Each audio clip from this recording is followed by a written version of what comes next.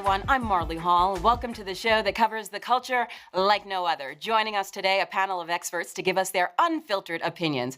We have journalist Joseph Escobar, civil rights attorney Charles Coleman Jr., and Shaina Wiel, founder of Minorities in Sports. Thank you for joining us. A number of important topics to cover on this busy Monday, so let's get right into it. We begin with the latest on Colin Kaepernick and the last-minute audible he called on his scheduled workout with the NFL. Cap was a no-show to the Atlanta Falcons training facility after he changed the location of the event moments before it was supposed to start, and only 7 NFL teams showed up. The blackballed QB, known for taking a knee, hasn't played professionally since 2016.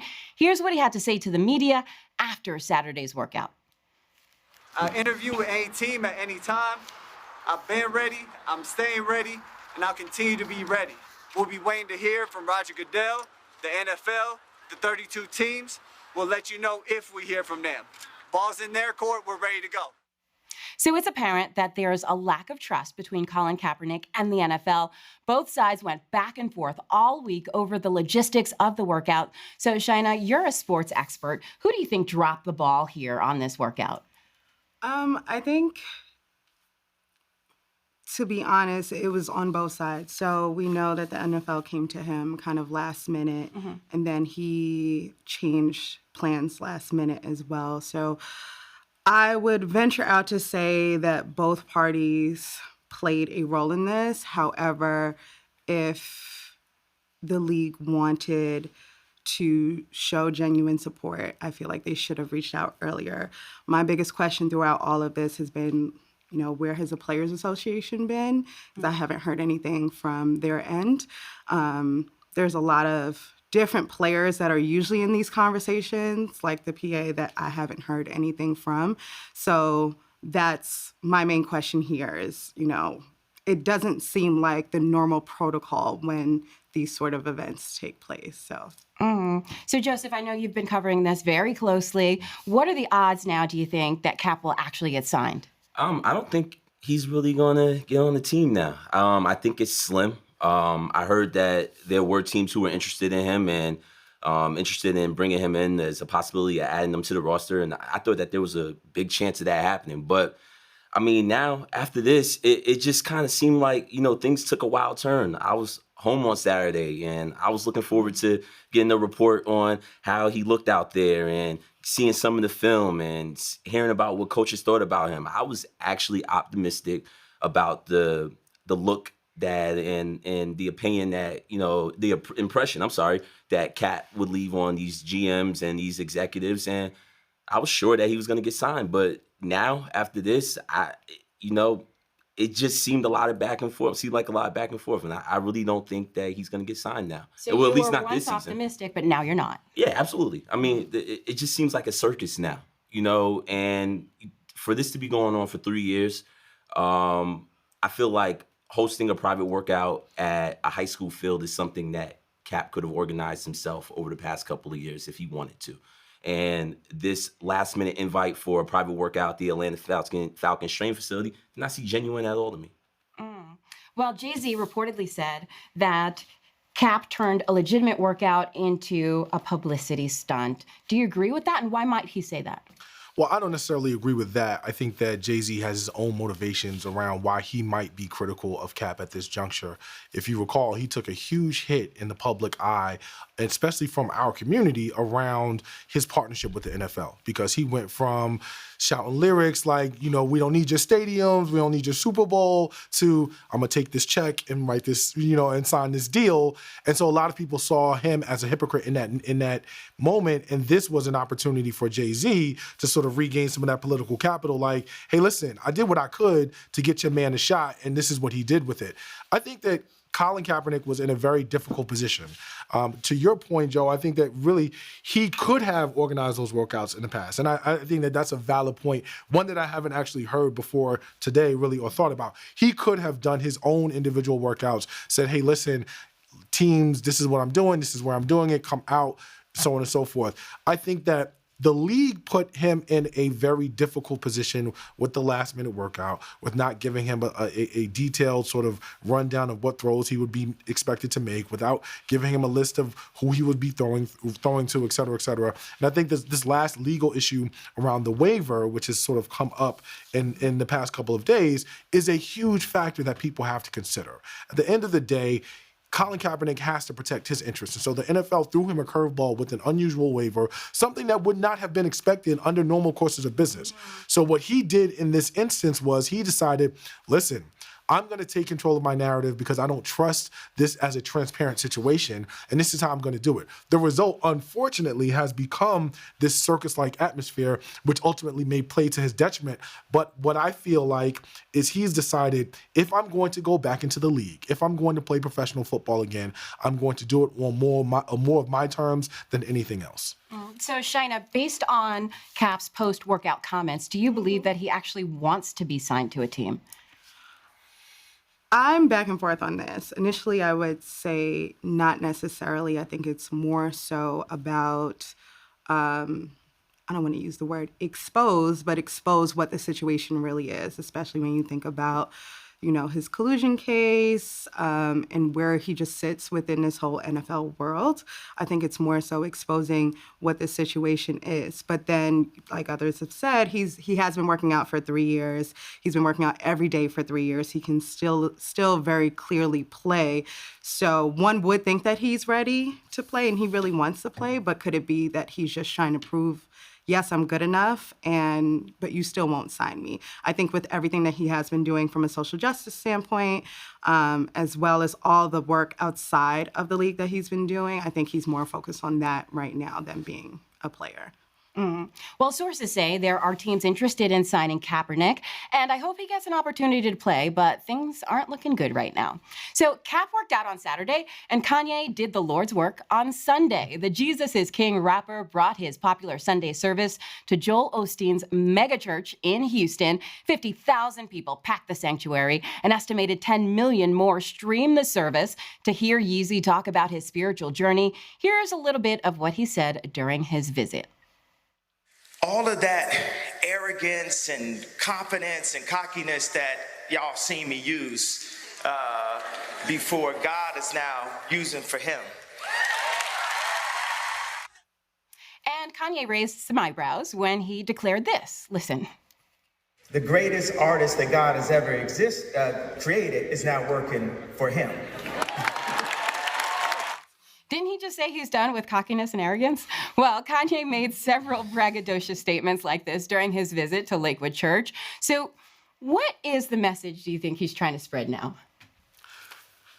In terms of what he's trying to spread, that is a very curious and still sort of amorphous idea. I think what's happening, though, the value of what Kanye is doing now, and a lot of people have missed this, is we've seen Kanye in arguably his most vulnerable states. We've seen him from, listen, I just got into this car crash and almost lost my life, to I lost my mom, and these very, very human moments, right? And we've seen a lot of his triumphs and a lot of his failures, and they've been put in front of us 24/7.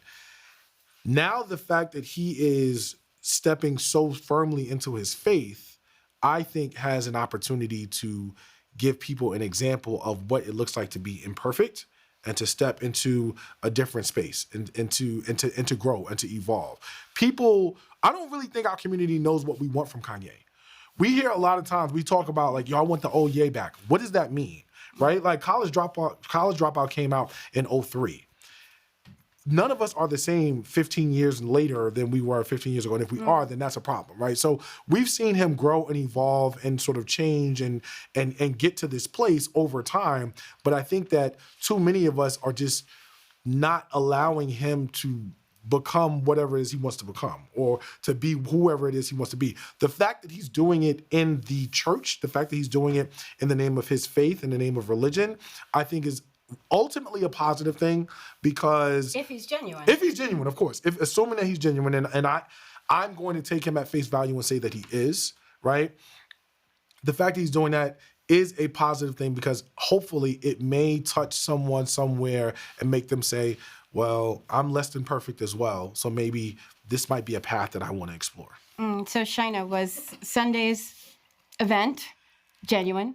I don't think so. And I don't think any of this has ever been genuine. I think he has reached his peak narcissist form.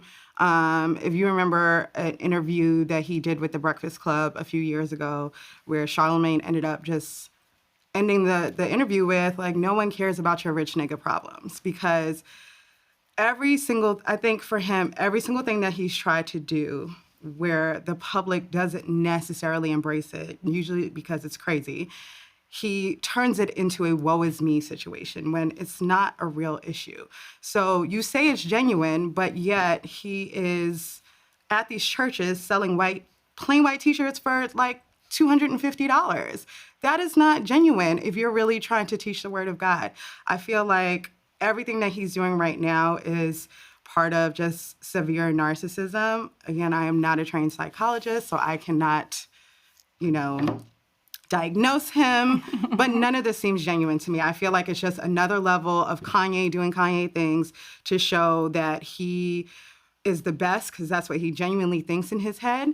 And again, same thing when you look at his relationship with his wife, how the other day he was arguing with her about how she dresses too sexy, and that is imposing on his new role as this like Christian leader, whatever he's claiming himself to be. Yet when you got with her, you literally built her up to that. You had her whole wardrobe changed.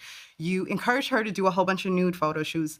You told her to be her sexy self, and now that she's doing that, now it's a problem. Well, but that's exactly what I'm talking about, right? Like, so he started in this space with Kim Kardashian and after dating Amber Rose and a number of other women in that sort of very visual, very, highly sexualized aesthetic space. And now that he's in a different place, he wants and expects those around him to he's trying to get them to come with him. In terms of how genuine it is, you gave the example of selling stuff at church. There's a lot of consternation, if you will, around the intersection between capitalism and religion. Right, and that those we churches could get called out for that too. When you see the pastors buying $1 million jets, no one sees that as like, oh my God, that is the Lord's work. The Lord needs him to have $1 million jet to travel from church to church. We all look at that like, that's bullshit. So I think this whole situation is nonsense, and I think it's just another form of narcissism for him, where he just always needs to have the spotlight, and he saw that he was falling from that. I think he wishes that he had the same platform as like a Jay-Z or somebody else in that space where people respect them in that way. He wants to be respected as like this pioneer, and no one looked at him that way just because of certain decisions that he makes. So I think now he's trying to kind of redeem that, but he looks crazy. And to be real with you, this whole situation seems like a cult to me. It's creepy, and it's I don't think it's fair that we necessarily try to figure out how genuine Kanye is in these type of situations. I think that all of us are human. I think we all make mistakes. Honestly, I would hate to be judged on the things that I did 15 years ago, because I know I've evolved and I've grown. And, for Kanye to kind of take this route and to take this journey with his faith and his religion, we saw it 15 years ago. Jesus Walks. On his first album. It was all over. This is all over Hot He's been 97. This is not the same. When he did Jesus Walks, he was not out there saying, God created me to be this best artist. He has been referring to himself as God. But why isn't he allowed to? But why can't he do that though? But why can't he do that? But why can't but that's my thing. It's just like, you know what?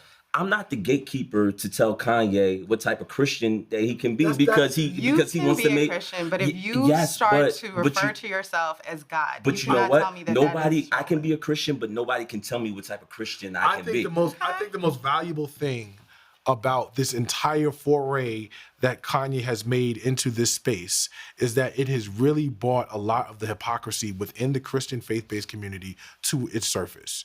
And this is an opportunity for us to sort of read through those things, because it's so public. And a lot of us experience religion and spirituality in a very private, very sort of, measured space. And so how we express that is manicured. We control what we put on social media. And, we check into church and what a good word we had today. And we go home and we do all kinds of other crazy stuff, right? Ye doesn't necessarily have the benefit of that in as much as there are cameras on him 24/7. And I'm not saying he doesn't like that. I'm not saying he doesn't welcome that to some extent. But there does seem like there's an end game. Right. And what I'm saying is I think that the conversation that's happening and then the potential pathways for, new people to come to different levels of spirituality, evolution, and growth, those are positive things. Marlie, and I'm sorry to interrupt you, but my thing is that, to me, I don't know if it's about Kanye being genuine. I think that a lot of people are rooting against him being genuine. I think a lot of people don't really want to see him make a positive push towards this journey that he's on. And, I think people fear of losing the old Kanye that they fell in love with those first albums that he came out with, to now saying like, yo, I can't really purchase Jesus is King because I can't relate to this. A lot of people related to a lot of the content that Kanye formerly put out. I think a big point that also no one has mentioned at this table are his comments outside of this, right? So his relationship with Trump, his relationship with the Black community, where he's basically telling people that slavery was a choice. It was our fault. We shouldn't have all been standing in the same place. Next time they want to come enslave us, why do we not all stand in the same place? His whole groupthink theory, which is another conversation on its own. But it's like, for these things that he's saying that are inherently wrong, like factually wrong, are irresponsible. And I think that is where the general public has their issue with Kanye. And hurtful to Black people. Right. Like, for you to say that slavery was a choice, and for when the slave catchers came, they just all stood in the same place, like, that is crazy. That's not okay. Being a Christian doesn't exclude you from being ignorant. Correct. Well, we can go on about this for most of the show, but we have got to move on. So news broke that Kanye is producing a Christian-themed opera. The event will take place next week at the Hollywood Bowl and will feature music from Ye's Sunday service along with other popular musicians. So coming up, billionaire Mike Bloomberg is down on bended knee, but will Black folks forgive him? And some high school students in Alabama say their teachers are racist, and they've got the receipts. We'll tell you all about it after the break.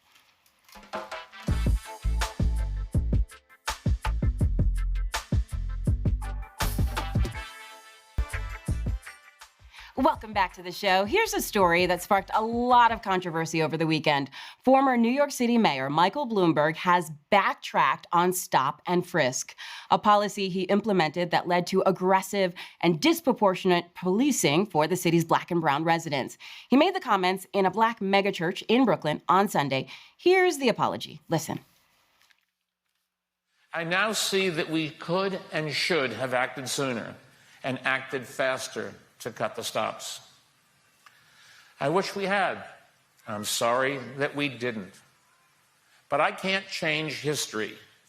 However, today, I want you to know that I realized back then I was wrong. So this reaction tweet from a New York-based attorney speaks for many. It says, I can't begin to tell you how many of my Black clients have come close to or lost their jobs because they were stopped, frisked, and arrested and had to appear in court over minor offenses. Bloomberg owes them far more than an apology. So Bloomberg was mayor of New York City for 12 years. While he was in office, millions of Black and brown youth, 70% of whom were innocent, were harassed by the police. So Charles, how do you adequately apologize for this form of prolonged and racist policing? Let me tell you something.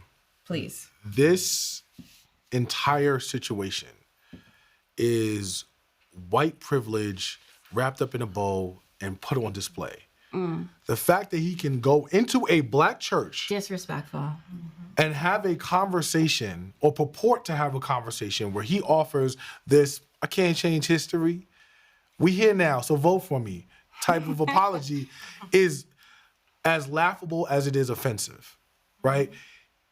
For someone in his position not to recognize the enormous degree of privilege that he holds in terms of being able to say, well, I was wrong about that, without simultaneously acknowledging, as that tweet sort of alluded to, the myriad numbers of lives that were disrupted, if not thrown off course, if not destroyed, because of stop and frisk and what it did to law enforcement in this city is just an aberration.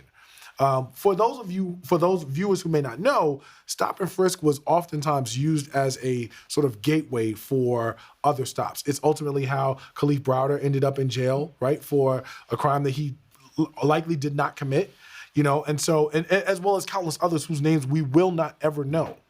And so this was a policy that was deeply harmful and destructive to our community. And so that sort of apology just really doesn't even scratch the surface. If he is serious or wants us to even consider him as serious in terms of making amends to our community, we need to see how that privilege gets put into action around what are you going to really do to make amends? Because saying I'm sorry in the middle of a black church in 2019 doesn't do it. When there are folks who are still recovering from the effects of what Stop and Frisk did, not only to that community, but also to the atmosphere and the mindset of law enforcement in New York. It gave them a free pass. Yeah. A free pass that's still problematic for us. So all of those things, I need to hear what's your plan around that, bro, in terms of fixing that, if you really want us to take you seriously. And Joseph, you're a black man, grew up in New York City. I know you've been affected by this. Virtually every black man has.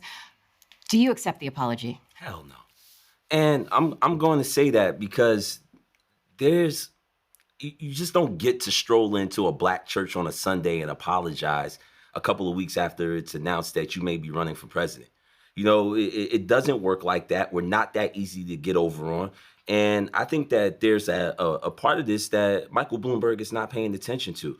And it's the emotional trauma that people experience with this. For years, my mother had to coach me on when leaving the house.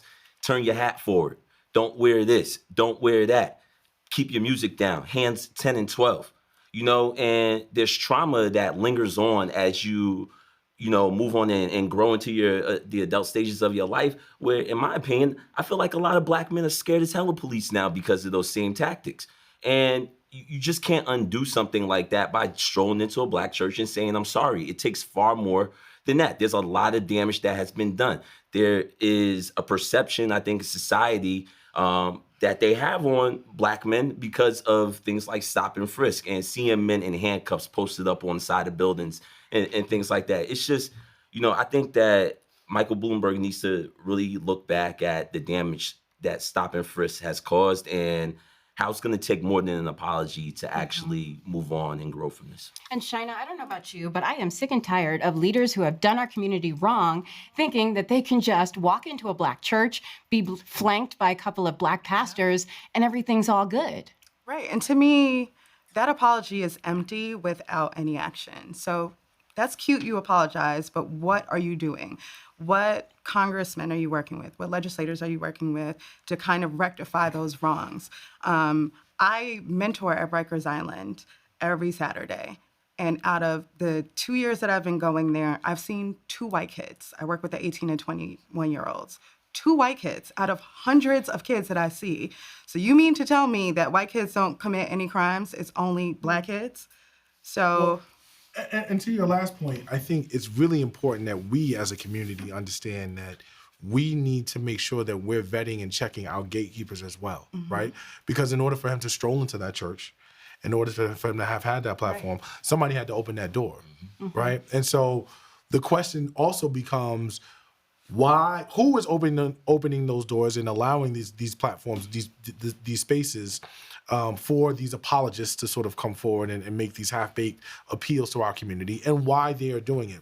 There's a part of this conversation that a lot of us may not really be ready to talk about, and that's the fact that when Michael Bloomberg was mayor, there were a number of clergy people, influential clergy folks, and institutional leaders in the city who were not as vocal about the damage that Stop and Frisk was causing as they should have been. And now that these same folks are so lenient and willing and amenable to opening their doors to him, it should raise eyebrows in terms of who we're allowing to give platforms to in our community, because that's very, very important that we as a community sort of don't necessarily just give entree to anyone who wants to come and offer these apologies after they've done us wrong. And I cannot overemphasize the timing of this before a potential run for president. Is this something that black people will accept and forgive? I'm sure many will. I'm sure many will. That's on us. That let's not hide away from the fact that there are going to be black people who benefit from Michael Bloomberg being in office. I think that people with open arms will accept his apology, and it doesn't surprise me. But, people need to hold Michael Bloomberg accountable. And this shouldn't be that easy. It is not that easy, in my opinion, to just go in, apologize for something that caused many, many years of trauma, caused many years of damage, and just say, I'm sorry. It doesn't work like that. And slap in the face, in my opinion. I want to be clear about this because I can't overstate this point. It might offend some people, but it's true. When he was mayor, Michael Bloomberg was anti-black as fuck. Period. Like, there's no way of getting around it. There's no way of saying that. And so even as he addresses this individual policy, right, he approached his governance of this city with a mindset that was very anti our community. And that's not something that you just change, which is why a much greater, a much deeper conversation is needed than to say, I was wrong about this very discrete issue of policing, right? Because now, if you even entertain him on a larger level, it gives him way too much wiggle room to maintain many of the anti-black positions and ideologies that govern his time as mayor. So, this is not just about stop and frisk. I mean, granted, the timing is obvious in terms of it being sort of, moving toward his presidential candidacy. But if we're really going to even approach Michael Bloomberg with any modicum of seriousness, it has to be with an understanding that, like, where you come from, your sort of thought process has to be re-examined and discussed and unpacked. And to even piggyback off that, like, a lot of people don't realize that the powers that be in New York is seen as this big liberal, well, really just New York City, this big liberal city, right? But people don't realize that a lot of, especially the white powers that be in New York, come from that same world as Bloomberg and as Donald Trump. Like, a lot of them are moderate Republicans who are Democrat on paper, but they're all part of the 1%. They all have specific agendas, and they are all anti-black. Like, let's be realistic about this. And now, we do have this, like, newer crop of younger, just political leaders that are coming in, but like you were saying, there's a lot more that needs to happen that goes beyond just like I'm sorry. Well, I think it's ridiculous that Bloomberg thinks he can buy the black vote with a half-assed apology. We all heard him say sorry, but what I did not hear is a solid plan or program that would right the wrongs of his administration. So from racist policing to racism at public schools, students at a high school in Ashford, Alabama, got a hold of a faculty member's phone and discovered, then circulated screenshots of a racist group chat among their teachers. In that chat, at least 6 teachers gossiped about their black students, commented on their sex lives and levels of intelligence, and even used the N-word to describe some of them. A parent says this validates her son's repeated claims that he was experiencing racism at school. Listen to this. That goes to show that every time when he was letting them know that they was being racist to him, that it was true when the principal was saying that it wasn't. It had to be true for you to put this in a group chat. So the school district won't release the names of the teachers involved, but the superintendent says they've been placed on administrative leave. He also said, quote, there is a lot of gray areas when it comes to anything that takes place on a cell phone. I don't think it's gray at all. Seems very black and white to me, no pun intended. So, Charles, you're the lawyer. Is there a gray area here? I think that there is a gray area if you're looking at the letter of the law. And I'll tell you, one of the important things to understand about unpacking this is the conversation about the strength of the teachers union, right? So a lot of times we have conversations about policing and things of that nature, and people underestimate the strength of unions and how strong unions are. That's also a big part of this conversation that people really may not understand. And that's the gray area, if you will. You can't just summarily make a termination or not extend someone's contract in the middle of something. There's a due process that has to take place. And if there is a gray area, it's that area of whatever due process is due to them based off of something that they were doing that was discovered because, as I understand it, a student who was using a teacher's phone, saw the text messages, screenshotted them, and then sent them. So the method of recovery is really what we're talking about as far as the gray area. Now, what I will say is for a school district, for a superintendent, for a principal that is actually committed to creating a culturally competent environment that is safe for young people of color, that this is a situation that would still allow them to take action after the administrative suspensions and leave was done. They can still actually terminate these teachers. It's just going to take a little bit longer because there's more bureaucracy to deal with and more red tape. But it's very cut and dry. It's very straightforward in terms of what we all know and can agree needs to be done. It's just a matter of sort of navigating the channels that exist for, you know, making sure that once a decision is made, that it's not challenged and appealed and they end up back in the classroom. So, Shaina, are these teachers at fault or was their privacy invaded? I think the teachers are specifically absolutely at fault. And I had a question about in terms of privacy, because I thought for public schools, when you are in a public school, there is no privacy, because don't they have the right to inspect like students' lockers or whatever if there is cause to think that there is an issue? So I thought, and I'm not the legal expert here, so I don't know if there's gray area there, but I thought, as far as I know, that there really isn't any privacy because they were on school grounds. And that's usually a matter of, well, what you're talking about is usually a matter of criminal, like illegality. You know, text messages that are saying disparaging remarks about students, even as they may be racially charged, don't go into that realm of, you know, violating criminal. If they thought, couldn't it be a hate crime though, which would be criminal? It wouldn't be a hate crime because they haven't actually done anything to the students, right? So if they thought, for example, that these teachers were running guns or doing some wild shit, just texting each other, then they could absolutely search the phones. But, you know, they're talking about students in a derogatory but way. Weren't the students also complaining that they felt like the teachers were being unfair to them? So if there's a clear bias there, and this kind of proves that the teachers had a bias towards the students, then that could be considered. And this is just me and my law and order legal mind. It's a creative argument, but I think it's not the strongest argument. Right. I think, quite frankly, the school has enough to terminate these folks. It's just going to be a question of when and how they do it. It would be no different, if you will, if someone had a private Facebook page and they were on TV, or on their Facebook feed in blackface. One of the teachers were on their, Facebook feed in blackface, shouting the N-word or what have you, and someone took that and send it to the school. They can still fire them even though your Facebook page is closed, even though this was off campus or outside of school. It just would take some time. And that has happened. Yes, it has. Well, which is why I use the example. Absolutely. Well, Joseph, can these students ever trust their teachers again? Absolutely not. Hell no. Hell no. Exactly. Hell no. You can't. It's no way possible. It's Alabama too, so it's like this is not surprising. It's like you gotta hit him with the I understand. It's Alabama and stuff, right? And while certain things in that type of environment, you may expect that sometimes things are being said to you like that. There's no way in hell you should be able to go into somebody's phone and read those type of comments about yourself. I mean, honestly, I don't see what's taking them so long to get rid of them. It's not right. This is an important conversation around structural racism and systemic oppression in this country. I don't think that any of us at this table are incredibly surprised that this took place.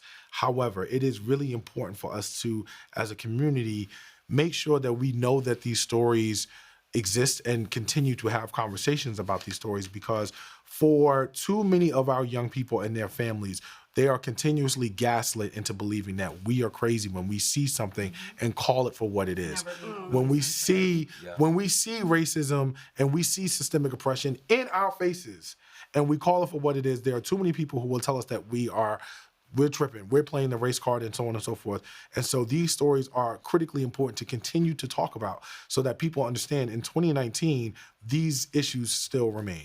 Well, the teachers are being allowed to obtain legal counsel and will have a hearing before the local Board of Education, but I just don't see how they can continue to teach when those students know that their teachers don't like or believe in them. Well, we'll see what happens. So coming up, they stop short of pink tights and tutus, but some dancing dads prove Philly isn't so bad. It's my favorite story of the day after the break.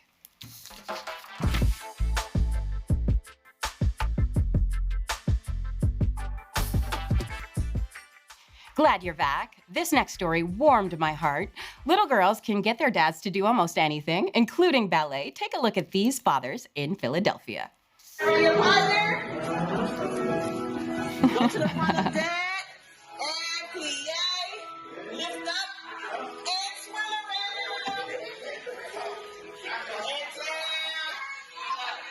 A woman named Erin Lee founded that dance school in Philadelphia and created the class after she saw how supportive the fathers were of their daughters.